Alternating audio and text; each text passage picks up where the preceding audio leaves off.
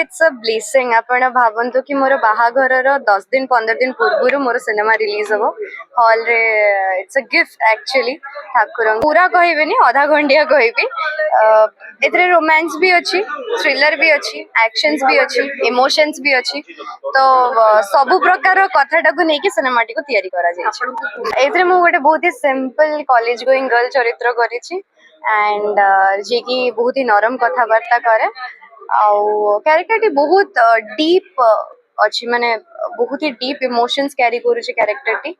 and last रे climax there lot of things जोटा कि आपण मन सिनेमा देखिले ही जानि परिबे एटा टिके 90s रो लव स्टोरी टाइप अछि एंड फैमिली माने भी देखि परिबे बहुत बढ़िया से आउ गोटे मेसेज भी अच्छे सोसाइटी कर भगवान का आशीर्वाद आपण मान भल पाइबा एटा गोटे बहुत बड़ इमोशन आपण बाहा हेबे हाथ रो दी हाथ हेबे एंड देन सेही मोमेंट रे आपण गोटे बड़ काम आसुची तो